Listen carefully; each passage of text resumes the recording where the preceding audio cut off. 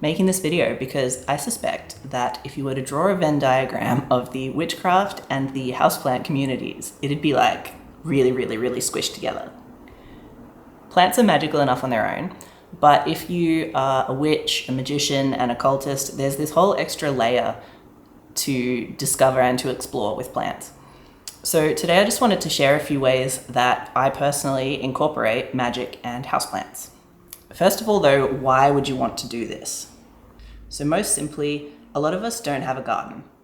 We have this kind of image in our head a lot of the time of like a witch in the cottage garden or meditating under a huge tree, and it can just make a lot of types of magic seem really inaccessible to some of us. If you rent like I do, you might move house a lot, you might not even have an outdoor space. So that just kind of can make it seem like, well, how can I incorporate plants in my magic if I don't have a garden? But you can, because you can have an indoor garden. So if you don't have an outdoor space, or maybe you live in a climate where it's not hospitable to growing plants outdoors, having plants indoors can be a really, really good solution to that, a really good substitution or addition, even if you do have a garden. I just think having plants indoors really brightens up any space, really makes it feel more alive and more like a home. For me, my occult interests and my plant keeping have grown alongside each other really beautifully and really complement each other.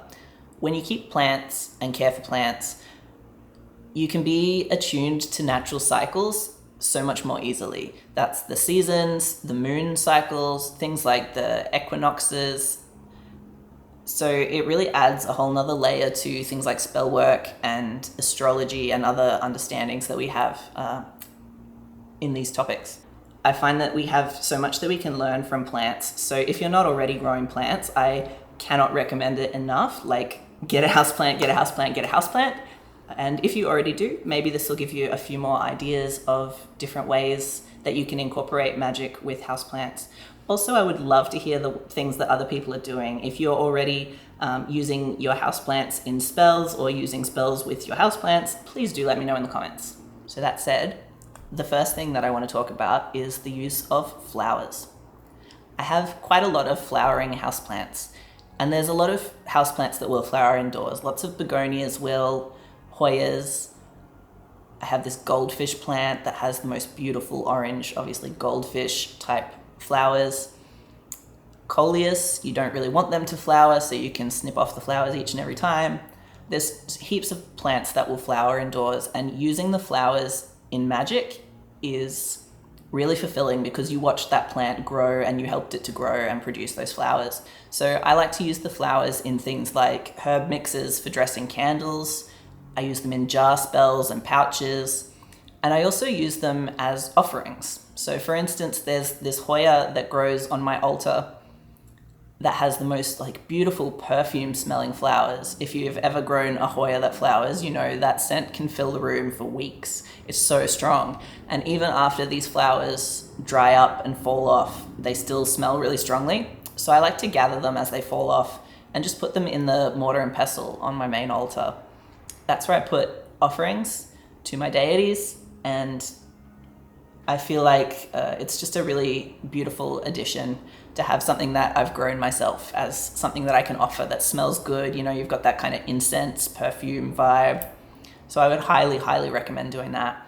Another one is that every morning I pick a flower from a different flowering plant indoors and I put it in this selenite bowl that's on my Aphrodite altar. Aphrodite is a deity that I pray to or speak with every day, and at the start of that, I offer her a flower. So yes, I am picking flowers for my lady. And I think it just adds to the aesthetic of the altar as well as serving that sort of devotional purpose. So if you can grow any plants that flower, you can definitely use those flowers in spells and in offerings. I mentioned before the moon cycle. So another thing I like to do is gardening by the moon, obviously referring to indoor gardening here. I use a website, so I cheat a little bit. I'm sure there's equivalent ones for different parts of the world, but I will leave the link in the description. But basically, I use a website. I look each day at which tasks are recommended or recommended against. That's things like watering, pruning, fertilizing. So I will check just quickly whether those things are good to do that day or not so good to do that day. And you don't have to follow it as gospel. If you have a plant that needs watering, water it. Don't wait several days, you know what I mean? But it just says, based on the moon's phase and also the sign that it's in at the time, which tasks are more recommended for gardening. And I've actually found it's really, really good guidance. For instance, it ends up recommending applying fertilizer about once per month, and that has worked out well for me in terms of applying a solid form fertilizer to most of my houseplants once per month. So, you could say it's just another way of remembering to do your routine, but it's a way that works really well because the moon is always there. Next, having plants on your altar. All of my altars have plants on them, and for me, it wouldn't even feel like an altar without plants. I like to represent all of the 4 elements on my main altar. So having a plant that's in soil can be a representation of earth, and having a plant that's in water, like cuttings of a plant in water, is a representation of water. So I usually have both of those things. So those are 2 ways that I would absolutely recommend. If you don't already have any plants on your altar, you can just have a little glass or a little bottle of water and a little clip of something, a little piece of pothos, a little piece of monstera, whatever you've got at hand, and get it growing there on your altar. Because it's a really lovely experience. Sometimes when you have those long altar sessions, you can really start to feel like you're vibing with that plant. You can see it intending to grow almost, you can see it feeling alive, being alive. So I've had some really wonderful experiences connecting to plants in that way when they're living there on my altar. And also it makes me feel like they're kind of happy to be there, like in a spot where energies are flowing around. They feel like they're serving a little purpose there. So that's pretty fun. So the next one is incorporating deities or spirits. I like to work with Demeter. At first, I was hesitant to make an altar to her indoors because I always thought, well, she's an outdoor agricultural kind of girly. But the more that I thought about it and the more that I meditated on it and prayed on it, I realized she was helping anyway. So I like to ask Demeter's help. I have a little shelf set up where I just have a very basic altar dedicated to her. There's half of an acorn. I carry the other half in one of my bags with me, so it's like she has one half and I have the other. It's like for protection. There is a little deck of cards. They're not an oracle deck, but they're an informational deck, but I do use them a bit like an oracle deck, which just the sheer amount of information on there is so useful, and it really gives me sort of the vibe of that particular deity. And of course, we've got a little plant on there. So I like to stand at this altar or this shelf when I'm praying to her or meditating with her. And also just anytime that I'm watering plants indoors, I kind of say a little thank you, just a quick gratitude. And I feel like that's really strengthened that connection for me. So likewise, if you have a particular deity that you would really associate with plants, growth, cycles, agriculture, any of that stuff, you might think on, would caring for your houseplants be a good time to be in devotion to them or to be in communication with them, So the shelf below that is for the fox spirit. I have a whole bunch of fox-related things. A lot of them are little mugs or little pots that I've planted plants into. I have a really close association with the fox. I've had some close spiritual encounters with the fox, and so I just like to have reminders of the fox around my house and around my person. I have a lot of fox tattoos. Just love foxes. You know that meme that's like, by the age of 30, everyone should know what animal to buy you gifts of? Yeah, foxes for me. So I like having a little spot for the fox spirit to sort of show gratitude for the things that I've learned. And I like combining plants there because it shows the kind of connection to nature and the idea of growth, flourishing, all these beautiful positive things that we feel when we see a plant living its best life. So if you have particular deities or particular spirits that you associate or even want to associate with plant care, incorporating the two either through prayer, gratitude, having an altar or a space devoted to them, or aesthetically like I incorporate foxes, all great ways to merge the two. Crystals. Big disclaimer, I am not a crystal expert. But my attitude to it is they are the experts. Think about how old crystals are.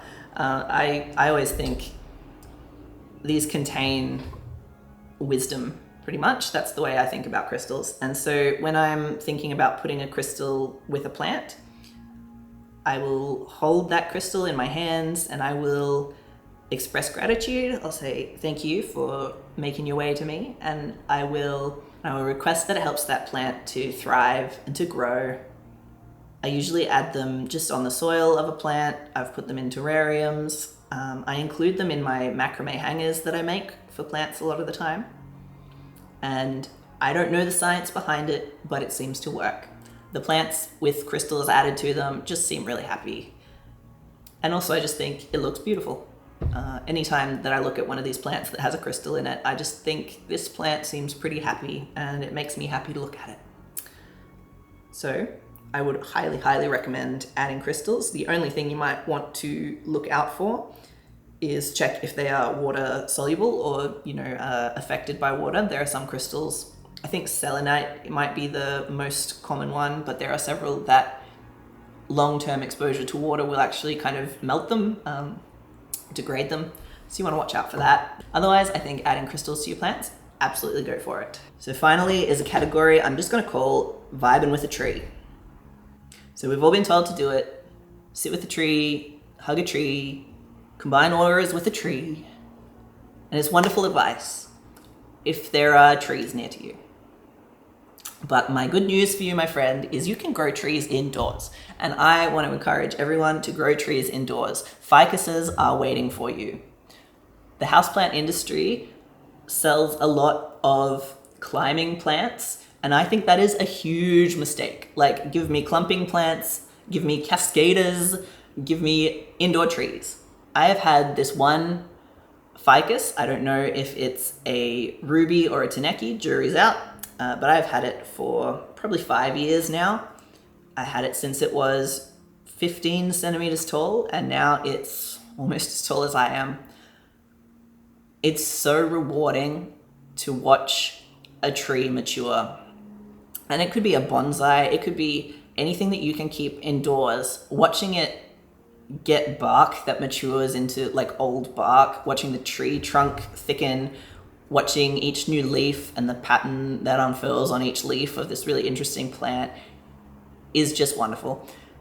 And the meditations that I've had with this tree have been lovely. Like, you really can connect and ask them to help you to process energies, help you to ground energies. If you have anything extraneous to yourself, you can request that anything that's not for your highest good, request that tree to help take it back into the earth to be processed into something that is for the highest good.